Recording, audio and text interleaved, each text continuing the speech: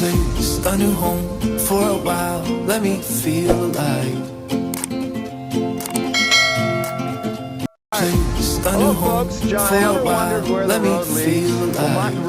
Great to have you back. John Allen in the Philippines, where the road leads. Again, this is John Allen in the Philippines with Where the Road Leads. Welcome back. John Allen in the Philippines, where the road leads. Hello again, this is John in the Philippines with Where the Road Leads. And where does your road lead? Back, John in the Philippines, where the road leads, and where does your road lead? Well, this is John Allen. I love the Philippines. It changed my life. I guess this video is going to be about, let's just call it grief. I don't have any notes or anything, but as you know, I'm just getting started with this thing, and some of you wonder if I had any hair. I do have hair. It's just kind of messy, so I wear the hat. And I shared a story. Our kind of overall thought here is where the road leads, and you know, start listening here. I'd like you to think, for you, where does the road lead? And I'm a believer that that can happen later in life. Like I said, I'm no kid. I'm 76.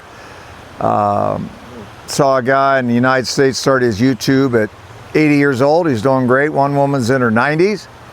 Where the road leads, you never know. So I'd say, if there's any quoted, I'm not an advice guy, but if you got a little bit of energy in you and a little hope in your system, then go forward and see what happened. But I guess I'm going to call this grief. Now, I told in my first video, I mentioned Holly, my dear friend, who I introduced to a young man who became her husband. They were married all these years, and she died tragically after about 40 years of marriage, after a surgery she had. It was such a sad thing.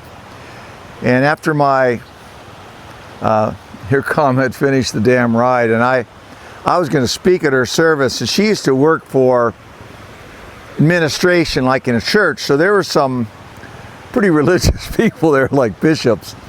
And I told her husband about the story of hearing the voice, and I said, well, there'll be bishops there. I can't say, I'll just say finish the doggone ride instead of the word. And he said, don't you dare Holly be mad at you. So anyway, I said it in front of all 8 bishops, I think, were there, and I felt inspired and honored to speak at her service. So that was the beginning of grief for my friend. And thinking about where your road leads, and you know, I don't know where it might be, but I guarantee wherever it's been in the past, wherever it's going, grief's going to be part of the walk. Grief is just part of life, it seems to be. So my friend Mark, for all those good years, now he's alone. So again, I took work off. My consulting career with a company was over. I did a little consulting later on my own. I had a little income coming in, not too much. I was camping out every night on this bike ride. I mean, here I was. But I was young. I was only 62. What do you want from me? And anyway,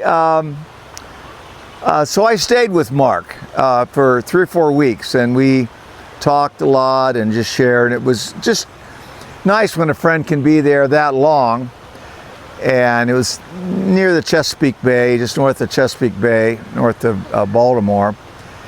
And then I left, and at another friend of mine, in another Where the Road Leads story, I was thinking I'd go across the country again, and for the 235th anniversary of our country. This year it's going to be the 250th. It's hard to believe, time goes by.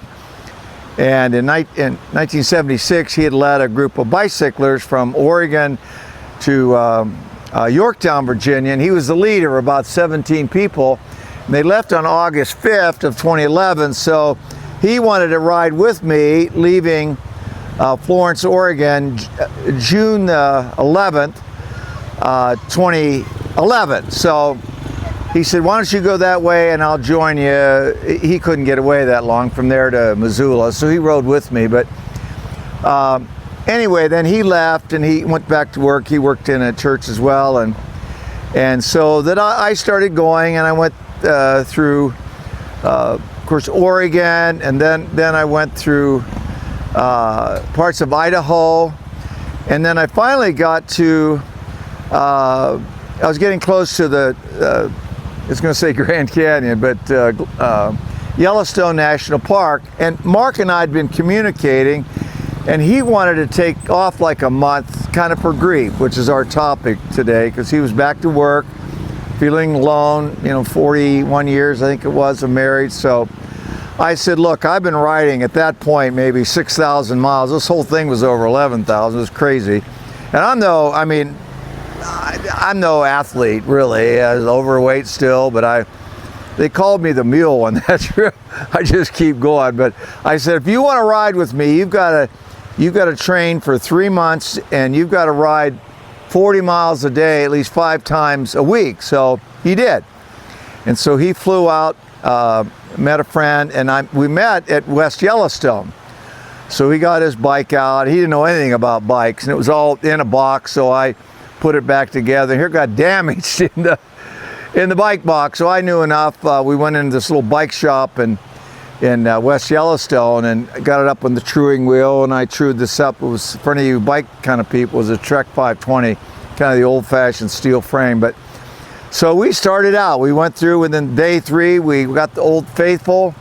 We went through Wyoming and through Colorado and ended up in Pueblo. So it was about 3.5 weeks. He went, 800 or 900 miles with me, but we would talk about Holly, but not all the time. But what I remember was Holly loved music, and she'd put together a playlist, and he had it with him on some kind of device, and so every once in a while he'd plug in. We'd be in very remote areas and very few cars, so I could tell he was listening to this music, which made him think about his departed wife and the grief. So of course I knew I was in better shape. I always said Lutherans don't, but they'll talk this way, but some they call it where you preach from, the pulpit, and they go the pulpit. So I said, Mark, what do you want from me? I said, you just came out of the pulpit, and it's going to take you a while to get in shape. But he laughed. But he would get ahead, and I'd slow down a little bit, but I could tell the inspiration in him, because he just would take off. This might go for an hour or so, and I knew he was going through grief. He's working his body, he was going through the grief. Probably every song made him laugh or cry. And when I would get together with him, like at night, we'd camp out, and he had his little tent, I had my little tent. And I could tell that this trip was like you talk about what the doctor ordered. Here he is, we were like best friends. His wife was a dear friend, and he was getting over his grief. Probably the best thing he did. Now it's been 10, 11 years or whatever it was, 12 or 13 now. But when I think about you, and I don't know who you are, but you might be in the middle of something right now. And so you don't feel like your road goes anywhere. A lot of us feel like we're at a dead-end road. And I've certainly felt that way. Sometime I'll tell you some grief stories, but not this time. But my point was, here I am in the Philippines. This is the little river in front of my wife's family's house. We're in a very rural area. They call it the province. I won't say exactly where, but it's Mindanao Island. And just rained this afternoon, so the water's kind of muddy. And so I thought I'd come down. I got Vince here, my technician, so to speak. He's married to my sister, or my wife's sister. They just had a baby. We'll get here in one of these. But he's doing this, and I just said, I feel like I want to share a little bit about grief, because I've had plenty, like I said, unwelcomed divorces I was kind of shattered by. But I am so in love now. My sweet wife and I, we've been married 11 years, and we're still back and forth, primarily in the United States. Someday we'll be here. I'm trying to stay fit, so hopefully in my late 70s and 80s, I'm still able to do this. But if I hadn't dealt with my grief, I wouldn't be here. I couldn't have fallen in love with my dear wife. But kind of let it go. I'm a God kind of guy, so let go, let God, that kind of thing. But that's not like a miracle having faith. It's not like you pray to God, it goes away. It's a process. And it's different for everybody.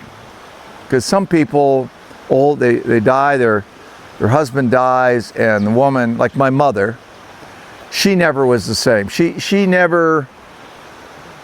lived another 6, 7, 8 years, but never recovered. Other women, they kind of get over it. They really love their husband, but maybe they're a little younger, maybe they remarry, whatever. There's no right or wrong to this. So as you think about where the road leads, I would just say to you, if you're right in the middle of grief now, it's good to be able to chat honestly.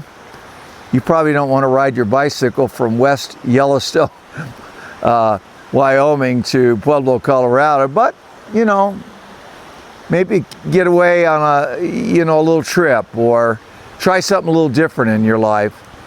None of this is magic, but a lot of these things work.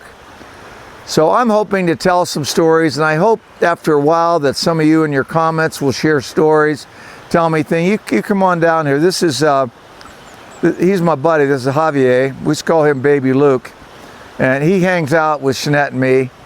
We're pretty close. When I met him, in fact, we've been married about 11 years. He's 10 years old, so he was born right after we got married. And he kind of remembers me from being here. And now he just hangs out with us. And you want to come in here? This is Zap, right? Yeah. So they're cousins. They're in a little town here where my wife's related to almost everybody. There's another where the road leads. But when I come here, and I have a wonderful family, I have children, 6 grandchildren. We're not, no problem. I mean, I love them dearly. They're in Arizona. Wish I could be there, but I'm still finding where the road leads. Not that I'm always searching for meaning, but I'm just kind of feel like there's something in me that wants to do some things. So I've come here. I love it here. I got like a Zap here. How old are you now? How old's he? Like 5, 6 and 10. They're like, my wife never wanted kids. She never did, but she's got 11 kids, her nieces and nephews.